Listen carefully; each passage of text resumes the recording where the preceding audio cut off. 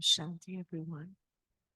Thank you for coming out tonight and braving what isn't really so bad, the weather, right? I was out all day. It was lovely, but you are the ones that made that effort. So we're very grateful you're here. And you too, Zoomers, thank you for joining us tonight on another Thursday evening insightful conversations. My name is Michelle, and I am the co-MC with Louise. Oh, I have to keep it close to me. Okay. It's funny, I never think I need a mic. I guess I do. Um, so we're happy to be here. This is the month of February. I hope you had a nice Valentine's Day. It's the month of love. So I had a lovely Valentine's Day for so many reasons. But we're going to continue that with the love goes on. Love is love. Tonight, our subject is the month actually is the power of love. And I've always felt that love is the most, I'm sure you do too, the most powerful power, if you will. But a lot of people are afraid of it and don't know how to maybe harness it. But today's subject is love in action. And I thought of that because sometimes these subjects we talk about are a little esoteric. It's not things that we talk about all the time. What does love in action mean? And I gave it some thought. I also spoke to our speaker today. And it's really the life that we choose to live, to me. And I'm sure we have a wonderful speaker and she will give her take on it. But my take is, how do we choose to live our life? Is it a life of lightness and light? When people come to you, do they feel that joy and brightness, or is there darkness? And I have met people that, for whatever reason, have darkness when I'm with them, even though it seems that everything, on the surface is okay. So it's the life that love in action is, I think, the life that we choose. Are we a lighthouse? Meaning when people that we see, do we give them pleasure? Do we give, most important, do we give ourselves love? I think one of the questions I'm going to ask our speaker tonight, and I'm holding my bio because she actually wrote it and it's so beautiful and it speaks, when you talk about love in action, I think this is our speaker tonight. I know most of the speakers we have tonight on the Thursday night are embodiments of love in action, but tonight is very much the case, and that's Neeti, Sister Neeti Murarka. But I have a question for you. I don't know if I should ask. One of my questions that I've always asked myself is it better to love or to be loved? So I'm going to let that settle because, and I actually came up with the answer once I started studying here. So I wonder if our answers will match. But tonight I'm delighted to bring Sister Neeti. And I just want to read to you the bio that she wrote because it really speaks to what we're all about. And we have a kindred spirit. When we asked about each other's lives, well, let me just read it. Sent from my embracing a spiritual path, I walk the dual roads of a dedicated student and insightful teacher. As a jewelry designer, my creations weave spirituality into tangible beauty, distributed through major retailers. Balancing these endeavors, I find fulfillment as a nurturing mother and a supportive wife, creating a harmonious tapestry of spirituality, creativity, and family. That is something that is really, that is to me, love in action. That is a choice that she made to be the embodiment of love. And if you know Neeti, as I have come to know, she kind of is love in action. There's always a smile. I don't think I've ever seen you without a smile on your face. You leave her company like, oh, that was nice. You feel uplifted. And that really is, I hope, was some of we're going to touch on that. How do you get that? Because I'm not always like that. I don't know if I'm always love in action. I hope I am. I'm working on it. So with that, I'd like to bring up Sister Neeti. And again, this is a very wonderful subject matter, and who better than you? Thank you.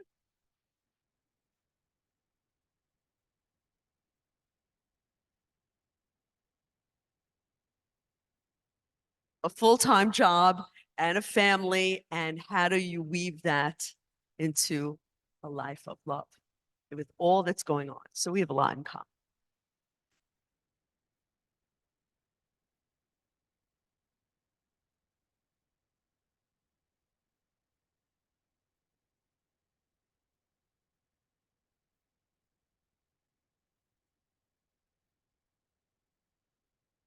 Shanti, good evening. Happy, frozen, loving evening.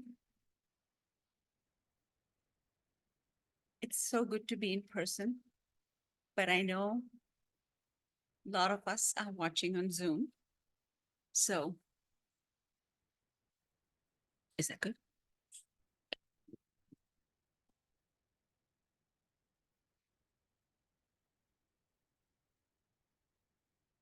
So, it is a beautiful evening that we all will share the camaraderie and the energy, which is the most powerful energy which each one feels. I think the moment we come into this beautiful space of God, Harmony House. So let's spend this very quick hour celebrating being healthy, being active, and being social. So when I say healthy, it's the physical health that we all have been paying attention to a lot, but the mental health, which brings us to a space of peace, which brings us to a space of loving each other. And when I say social, is what we truly, truly lack. I think doctors, psychiatrists, any mental health expert talks about the lack of being social. There is a very beautiful program on Netflix which talks about blue zones. And these blue zones are very small parts of the world where people live up to 100 and they live healthy. They do not know what diabetes is. They do not know what heart attacks is. They do not know what cancer is. And the research has shown that it is because of the social camaraderie that there is. So all of us together, whether on Zoom or in reality, with our neighbors, in the train, wherever we are, how do we be social? So this is a little pebble that has to be thrown into our mind, that how do we create that blue zone, that we being in the United States, we don't have that, but how do we create it? It is our duty, individual duty, without throwing it on our government, our parents, the way we were raised, the country we live in. It is our own personal responsibility. So let's think about that too, as to how do we do that? And when we do that, we become flexible. But while doing all this, what is that one big mistake that we make while learning? What do you think? What is that one big mistake we make?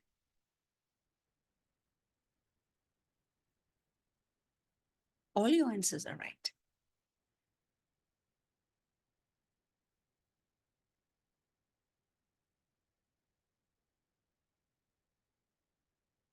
I think for me, when I'm learning, I expect to know everything quickly. And I don't give myself the grace of learning. It's like, why don't I know this? It's like a competition with myself. Why aren't I good enough? And that's even here, I suffer from that. Absolutely. Absolutely. We are rushing. And as we age, when we're exercising, when we're walking, when we're learning, I think that is the biggest mistake that we make is we are rushing into the next thing. Our thought is, let me just get this done. And how do I move on to the next thing? So let's take this hour into not rushing and just arriving here to be, to maybe even move a centimeter forward and understand this very simple sentence that we use over and over again after the mistake of rushing in a matter of love. What is that sentence that we use very carelessly? What do you think? And especially yesterday and celebrating this whole month where there are chocolates and memorabilia of hearts everywhere. What is that sentence that we use? That's it. I love you. Yeah, yeah.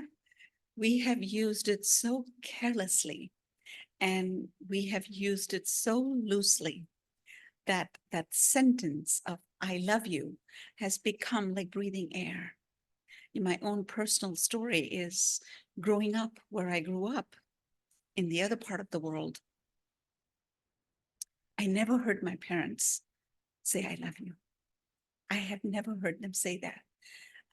We always used to maintain a very respectful distance.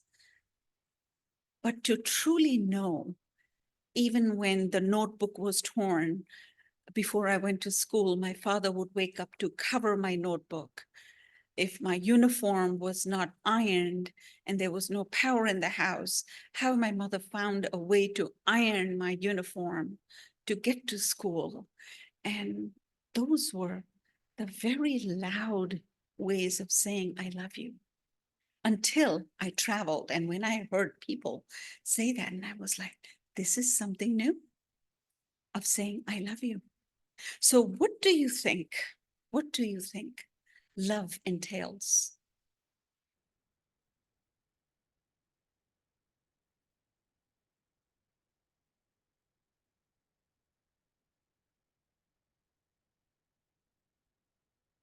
You know, some of us are very fortunate. Yes, Speak if you can raise your hand and yes.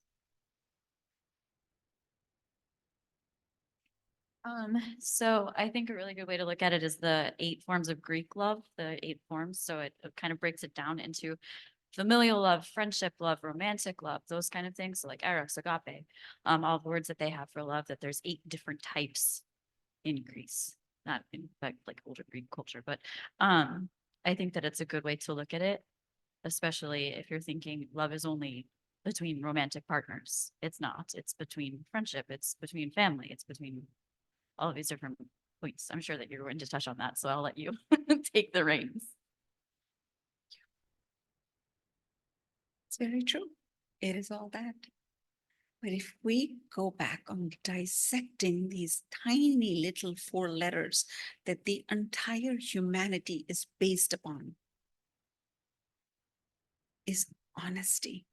The first word that comes to mind when I say I love you, does that truly mean that I will be there for you in all honesty?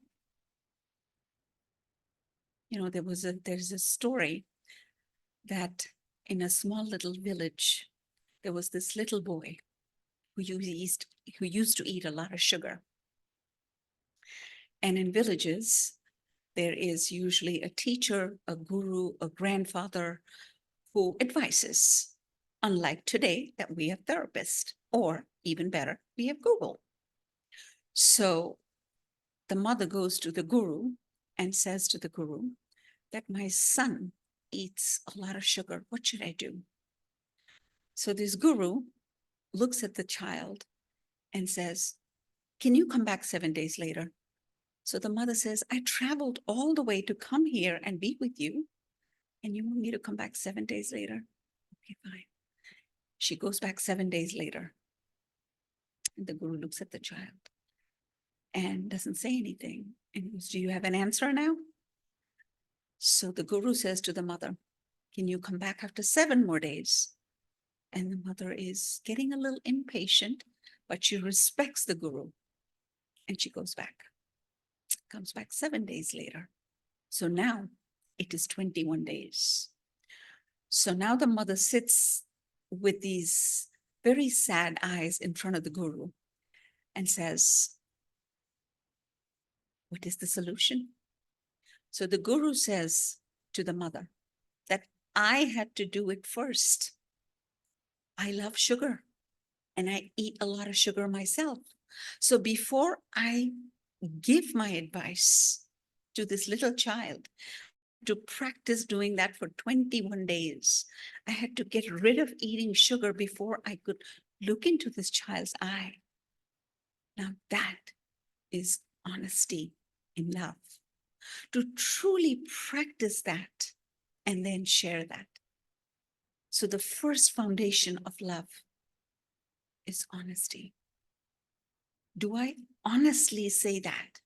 And what are my duties towards love when this person needs me? Am I so attached that I love that flower? I break it, bring it into the house. Instead of nurturing it, instead of loving it, instead of taking care of it. So the first policy is love. The second one will be purity, will be innocence. There was this beautiful tree, and this tree was so tall and so beautiful that the flowers were fragrant and the fruits were so delicious that it would attract birds from all these different areas.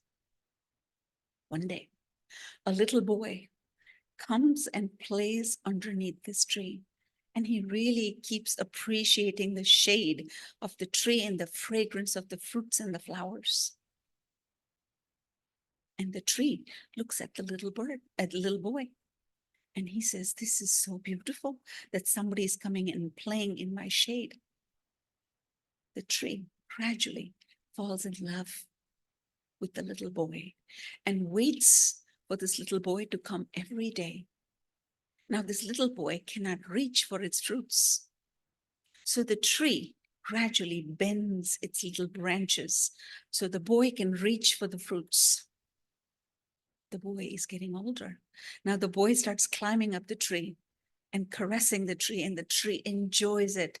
And the boy has the ability to pick the fruits and eat it himself. The tree enjoys giving it. It's making more flowers and more trees, more fruits, so the little boy can enjoy. That is the power of love, is to just give. Now the boy is a little older now. He has assignments in school. He has friends. Now he does not come. So the tree keeps waiting for this little boy to come. So one fine day the boy comes and the tree says, "Where have you been?" So he says, "I've been missing you." So he says, "Well, I have so many duties. I have so many responsibilities." But this little boy is forgetting the responsibility of love. But the tree says, "That's okay. I'll wait for you." And he enjoys his company. The boy finds other attractions. The tree keeps waiting for this little boy. Now, as this boy is getting older, he has other attractions. Ego is pulling. Ego is saying something else.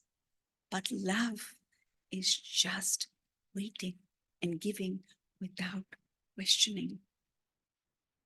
Now the boy is old enough. He goes to college. He goes to work. And the tree keeps waiting. And the boy shows up one day underneath the tree. The tree says, "I've been waiting for you. Where have you been?"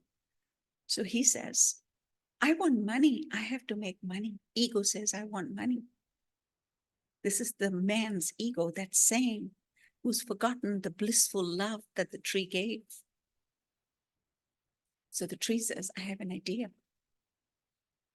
Why don't you pick all my fruits and sell all my fruits? That will give you money." So the man says, "Brilliant." He climbs up the tree. He's breaking up the branches. He's breaking up flowers.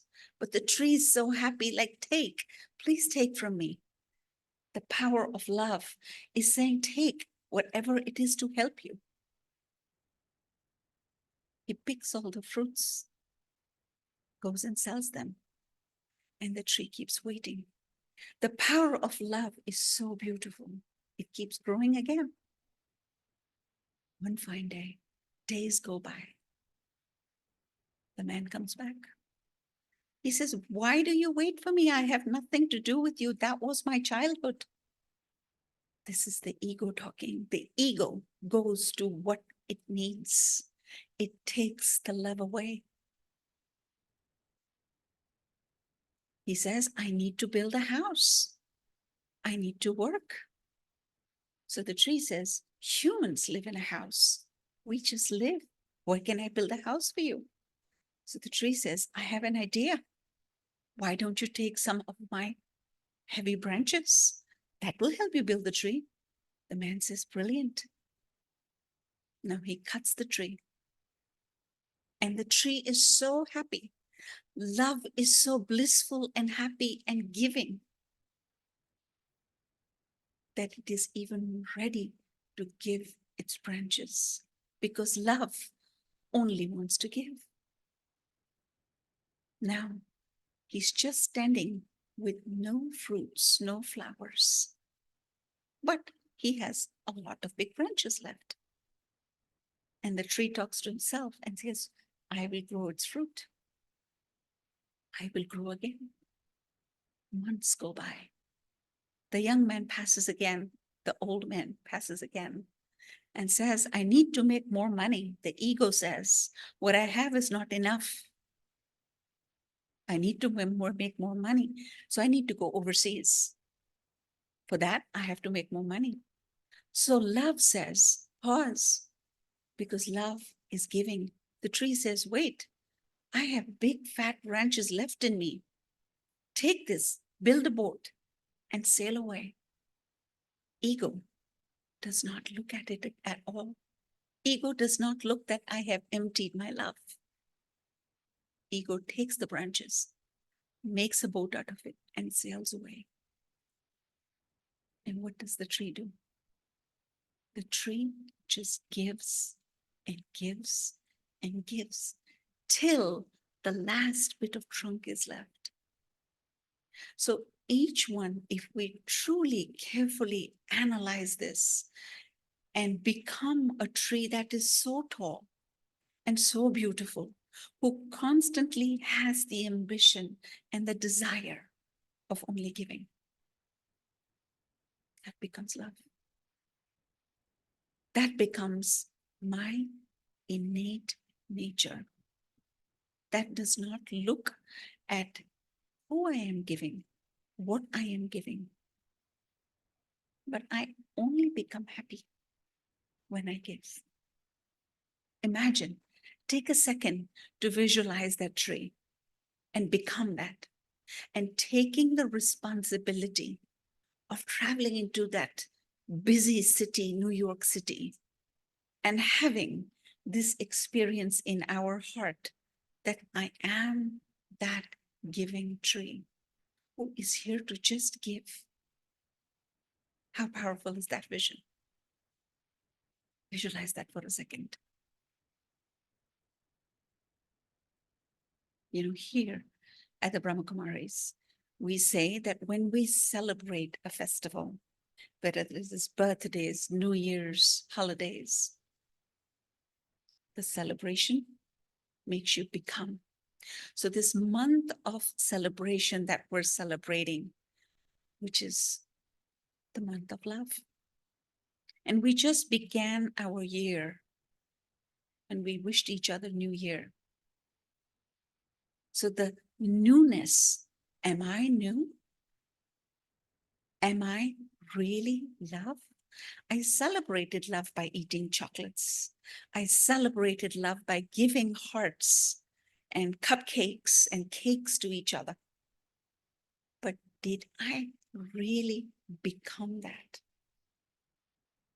So this is one of the principles that we at the Brahma Kumaris take the time to celebrate, whether it is birthday, whether it is bringing newness into the new year, whether it is celebrating love. And how do I bring that in action? There is no effort in bringing that into action because now I have become. So many of us say, When we see a very happy person, we say that person is very fortunate. When we see somebody's 50-year-old relationship, we say, how fortunate. We see a very wealthy person, we say, how fortunate. I have a mother who's turning 76.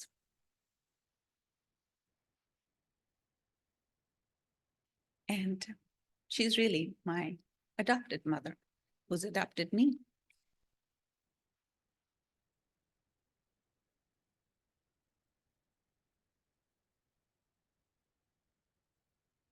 And I see her and I tell her, you are so fortunate. It's because she is so healthy.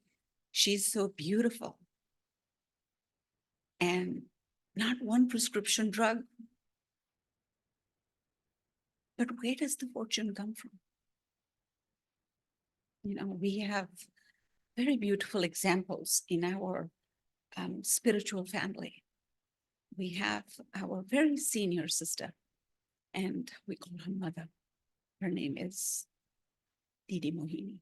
And where does this fortune come from? How do you build this fortune? How do you become this fortune? You know, in Hindi, fortune is called bhagya. So how do you build this bhagya? How do you build this fortunate of what Michelle had just said?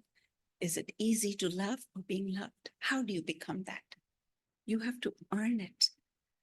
And earn it is an effort of lifetime, not one day of our lives or one breath of our life has to go by without creating that fortune. Because only when I build it will I be loved. I'm not going to be loved for just being. When I help, when I share, when I give, and when is the giving begin? Is to getting out of our comfort zone. You know, having somebody else's needs first. And it is a very tall order to say, I will be there.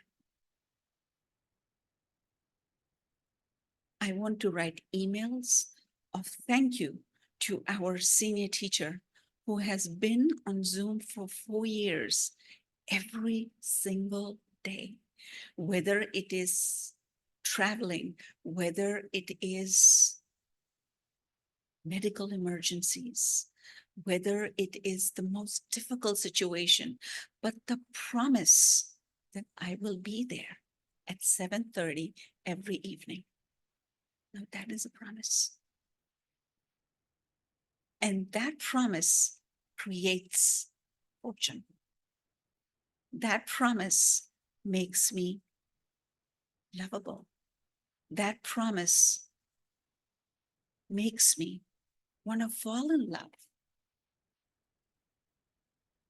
And that promise creates this invisible halo of hearts of fortune.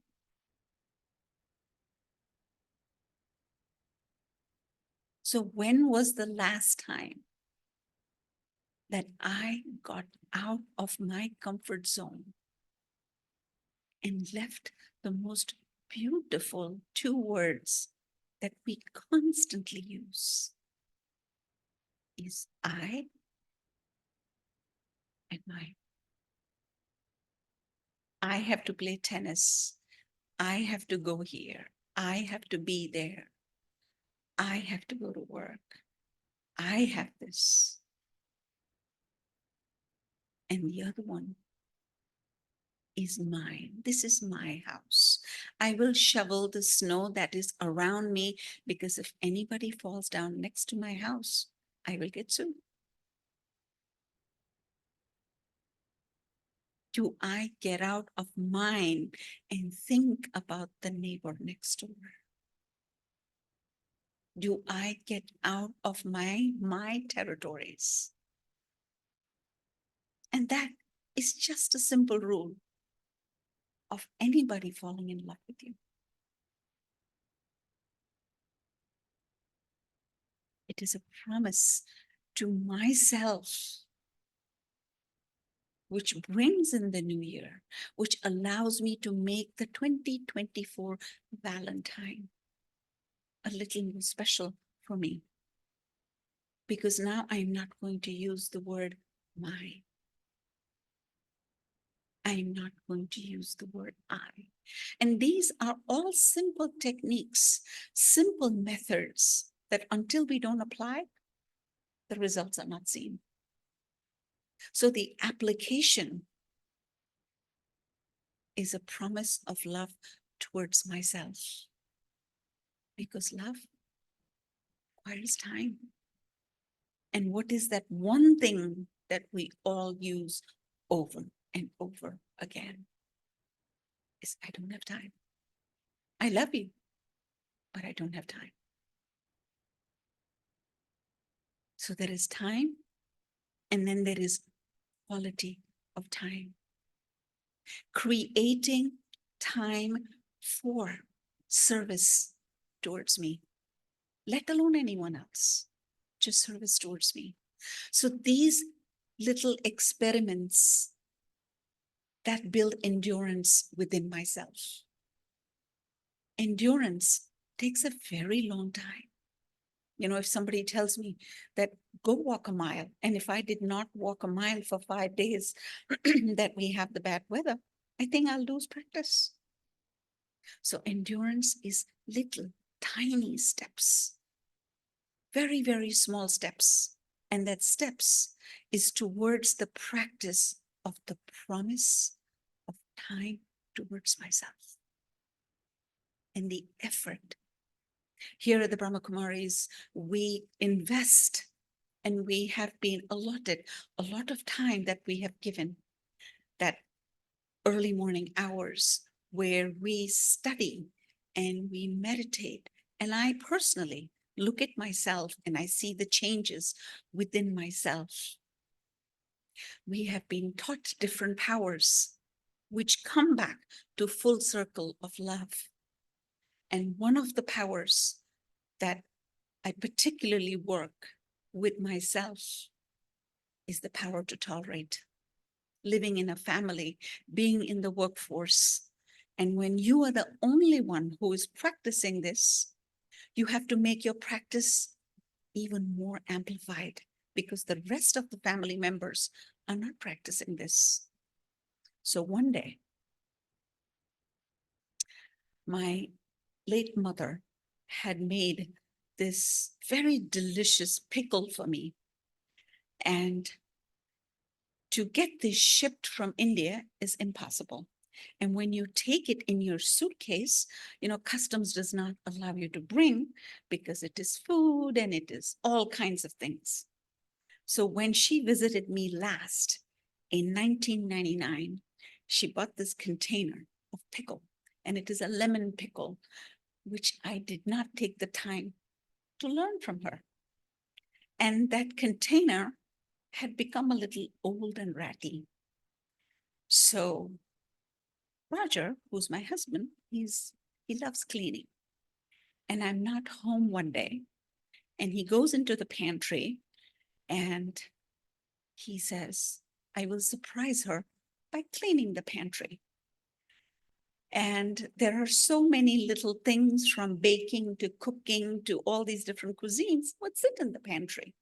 So he sees this container and he says, oh, this looks so old and so not nice, without knowing what is in there. Throws it away in the garbage.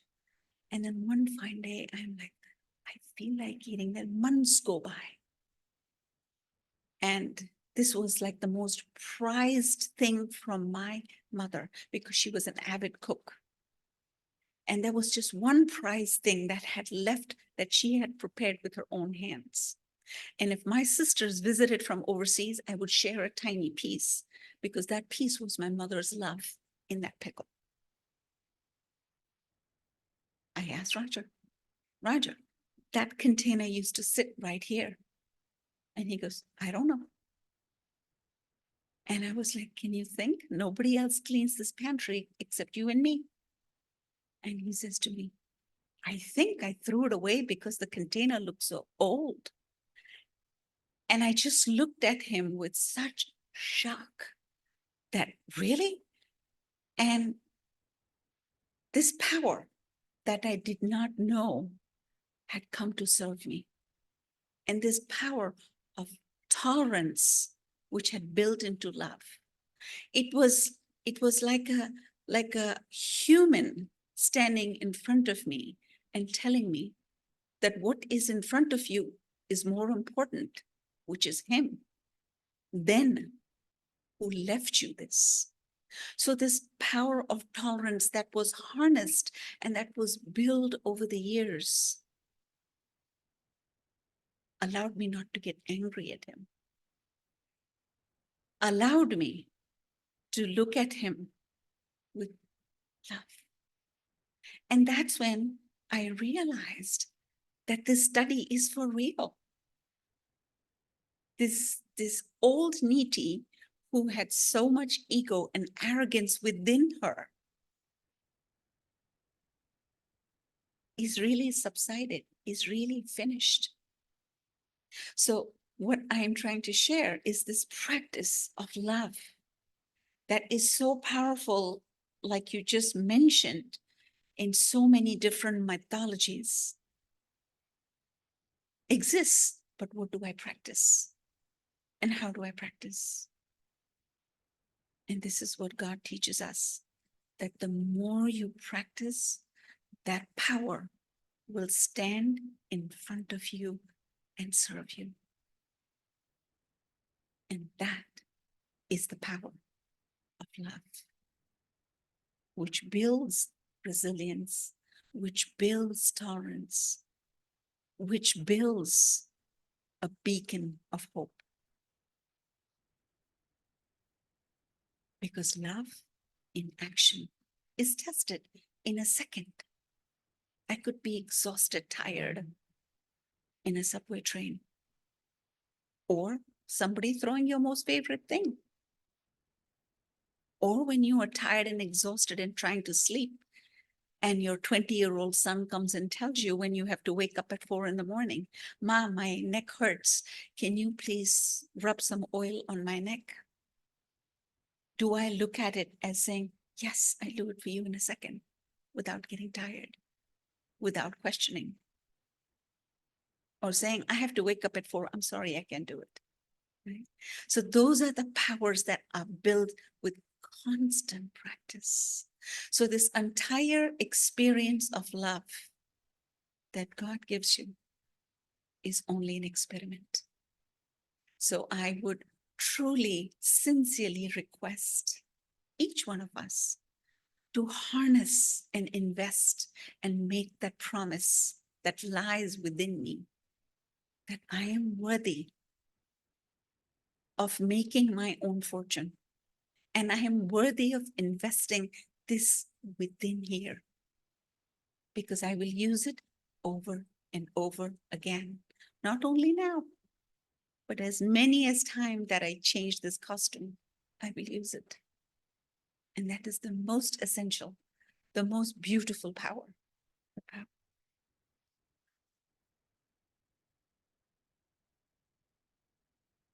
So since this is a social gathering, and since this is a camaraderie, let's share. Please come up with your questions. So I'm going to start with my question. Mhm.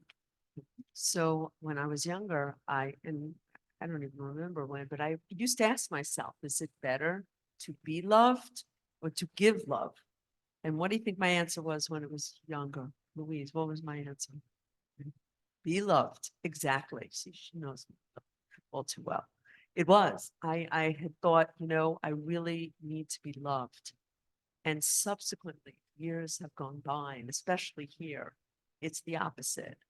It is to love. And you spoke of that's what really fills you up. It's not the waiting to be loved, and that's actually quite empty and painful. And giving love, as you had mentioned, really fills you up, that you're never lonely. You could be alone, but I'm never lonely. I'm very blessed, studying here.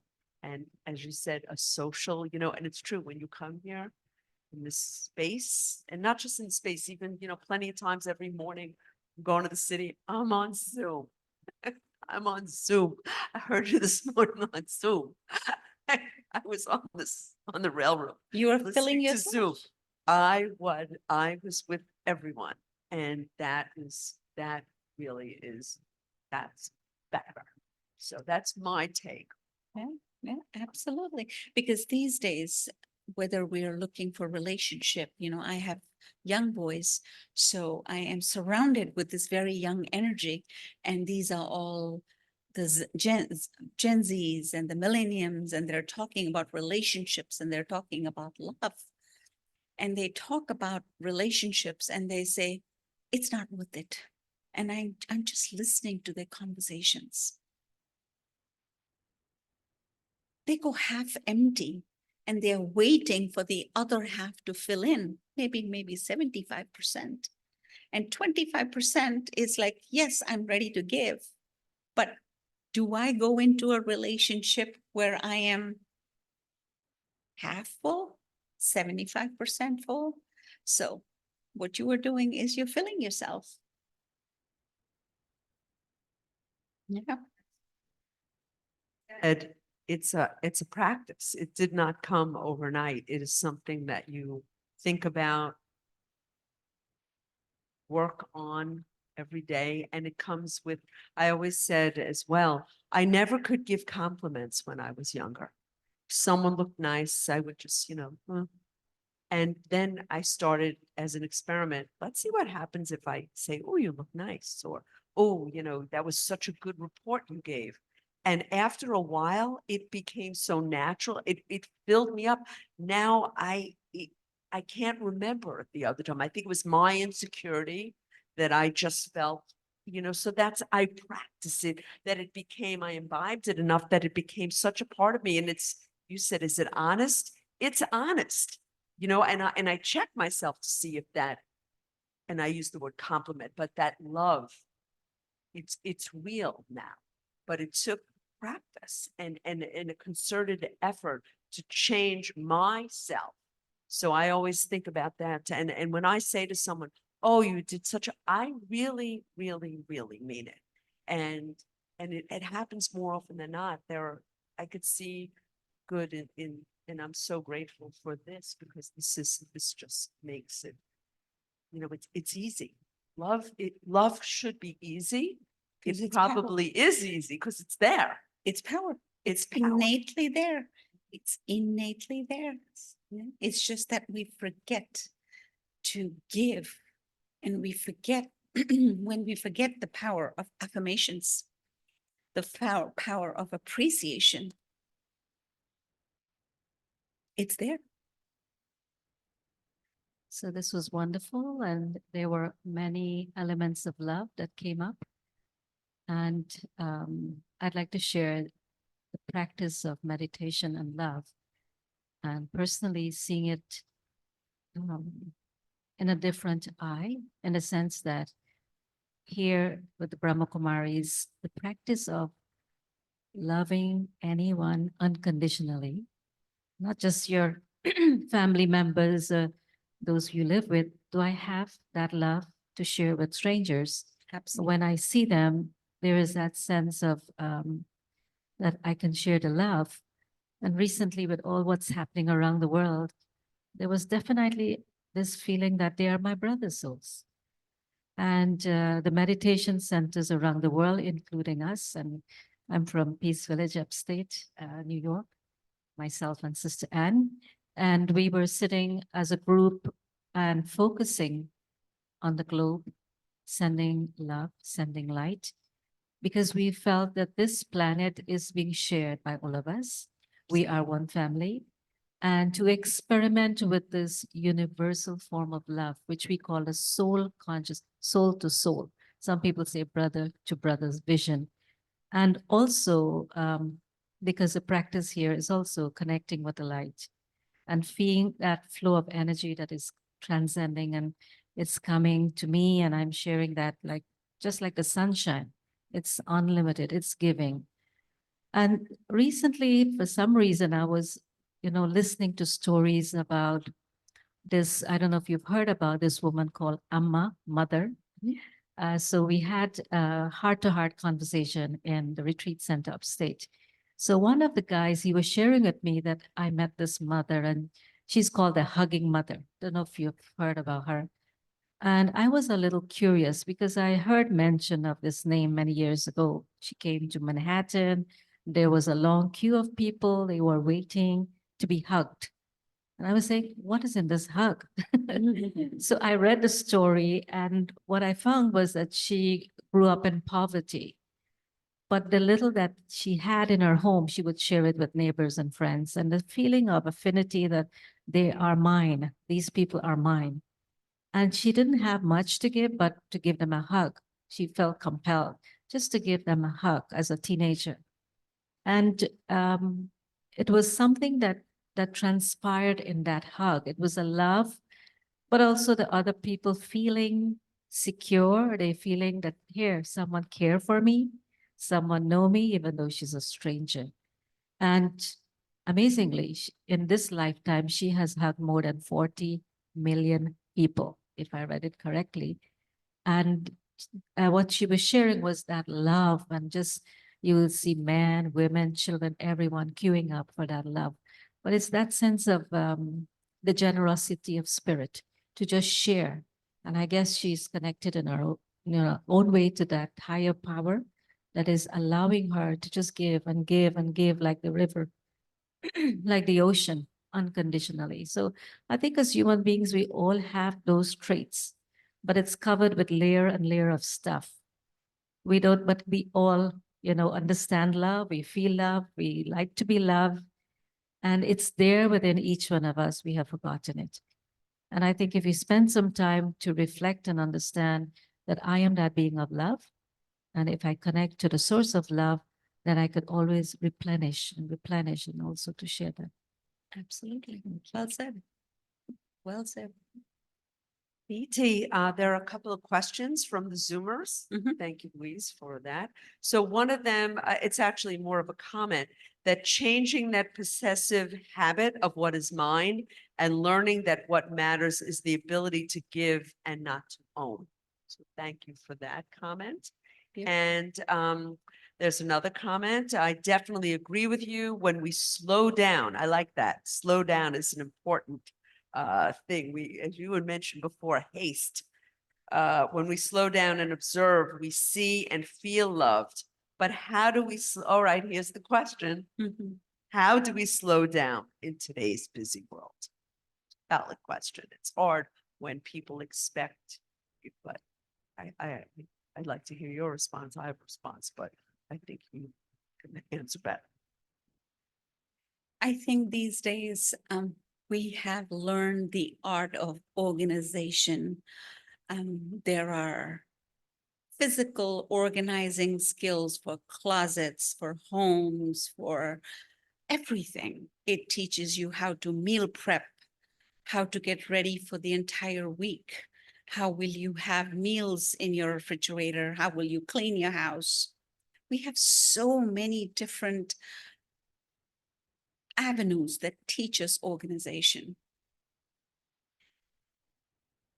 But being in the workforce myself, taking flights, running around, traveling countries,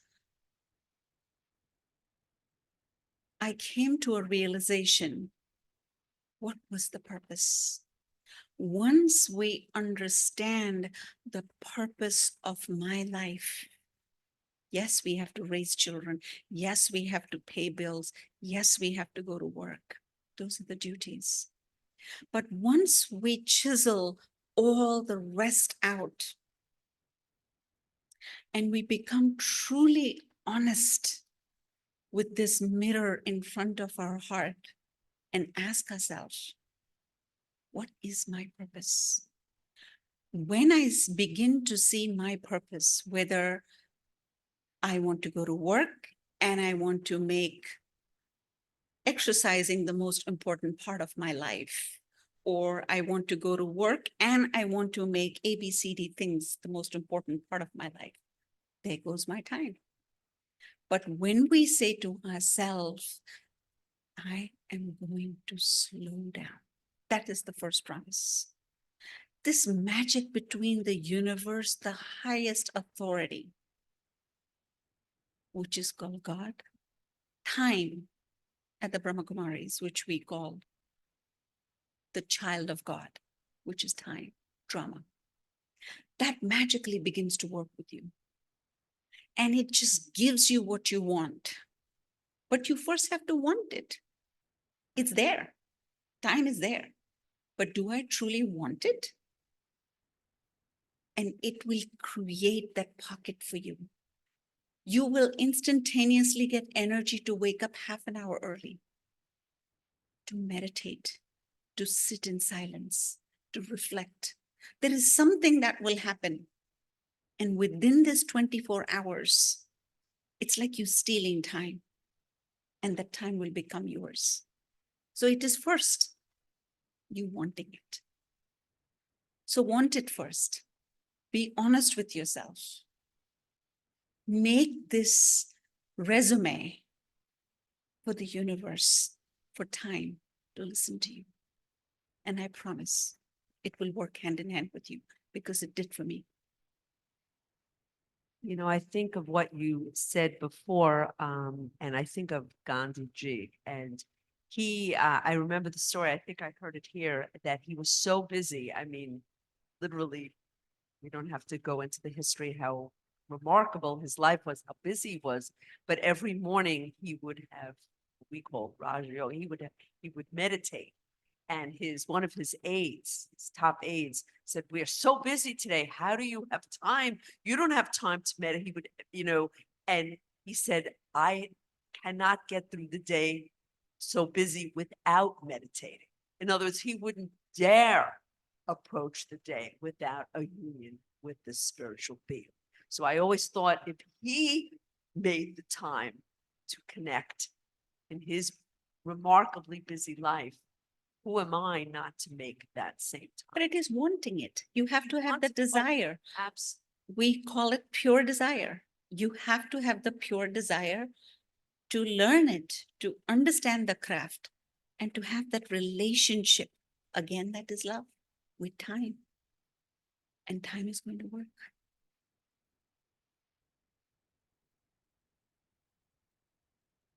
I'm gonna take Absolutely. that. That's my new buddy. Absolutely, talk absolutely. time. Because It's great. we call the highest authority the supreme. And the supreme says, "You're my children, but my most important child is time." Have a relationship with time too. Are there any other comments?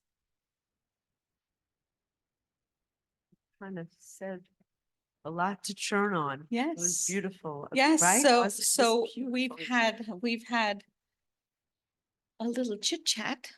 So how about, yes, Louise?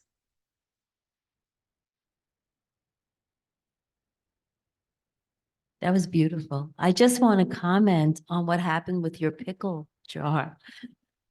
I grew up in a house where you brought me right back to my childhood, and not a good experience, where if you did something by accident with no intent to hurt someone's feelings, you were scolded. And I remember just being aware of how that made me feel. And sometimes what our own pain will help us be more loving. But of course, we'd rather do it just by our innate nature. But sometimes we don't learn that. So it is possible. I had something happen the other day, and someone in a lot of pain kind of barked something that could have hurt me. And it took me, though, I'm not as quick as you are. At first, I was hurt. And it took me a good couple of minutes, maybe an hour, to just say, well, person's hurting. He's really hurting. It's not his nature to bark. And in that moment is my gift of love, And that was your gift of love to your husband.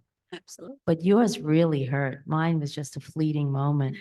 That was really tough one. So my hat's off to you, and I learn from you every day, Neeti. Thank you. Thank you. You know, it's this tree, this giant tree. I mean, all of us sitting in this hall and everybody on the Zoom, we could be 30, 40, 60, whatever in this tree.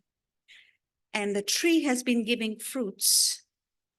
And we have been taught to love from our parents, from our grandparents. We learn from each other. But the true and the easiest and the purest and the most divine way of what love is, and reteaching yourself, if you get knowledge, knowledge is power. And when you know better, you do better.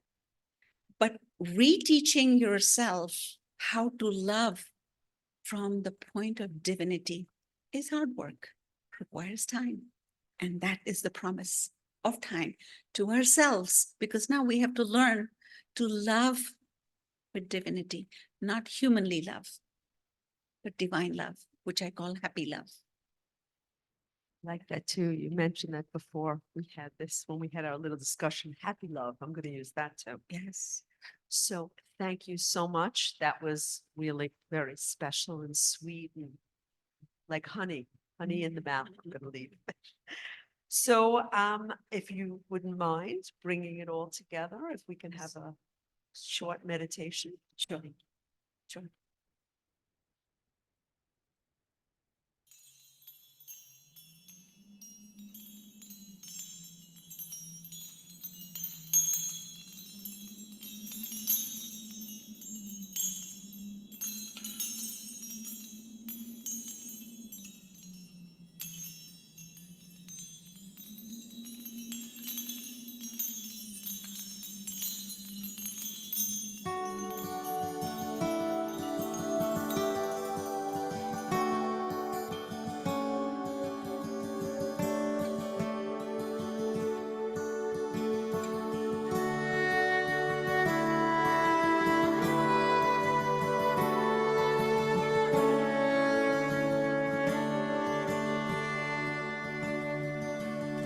If you could see what I see, you'd lose your breath for sure.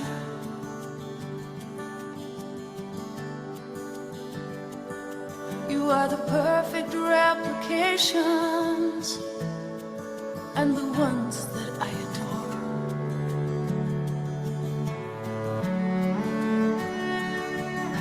I carved you from a diamond, polished you with love. Then I sent you out beyond the veil, so you might choose the love.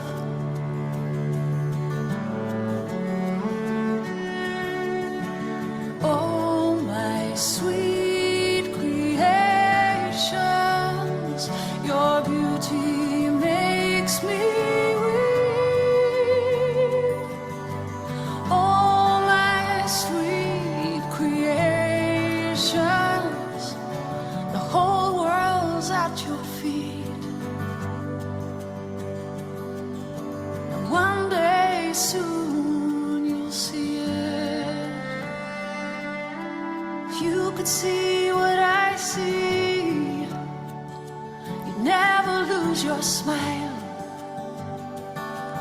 For you walk in thy own footsteps when you walk that second mile.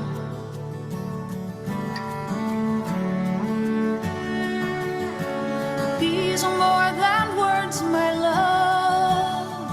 This is poetry divine. My signature is everywhere, for all of life is mine.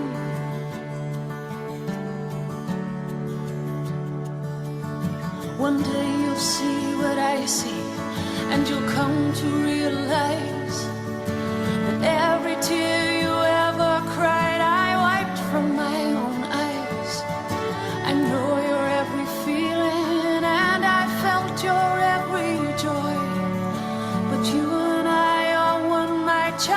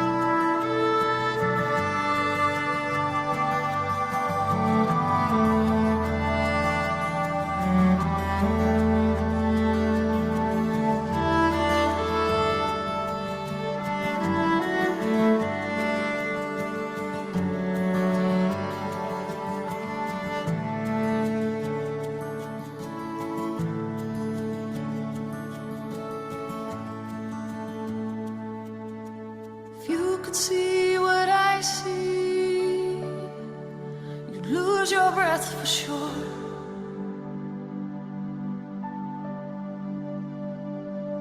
You are the perfect replications. You're the ones that I adore.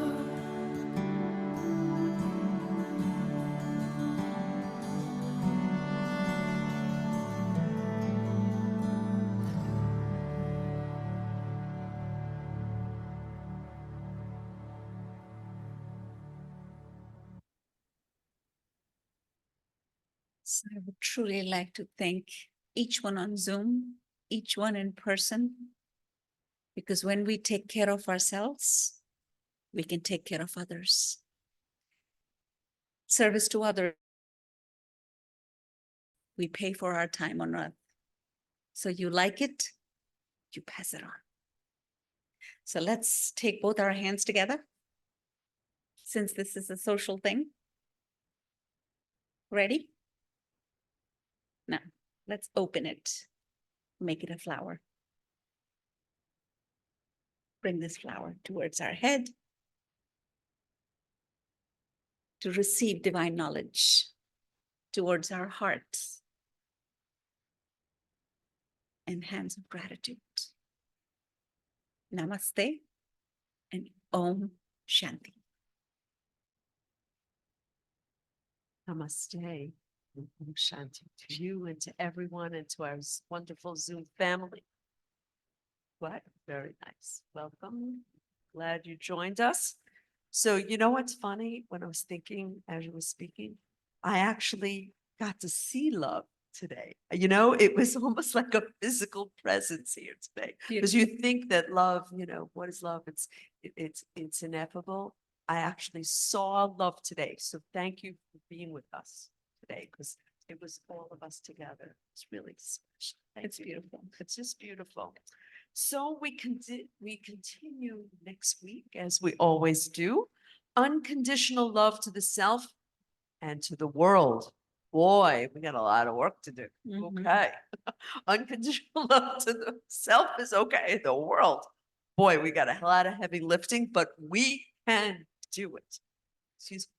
Yes, and meditation for the world on Sunday, February 18th from 6:30 to 7:30. And with that, we bid you good night, and please, those in the house, that's totally. Thank you so much. It's also, I've been told that the meditation for the world on Sunday is on Zoom as well. Perfect. Thank you so much. Thank and you. Enjoy. Om Shanti. Thank you.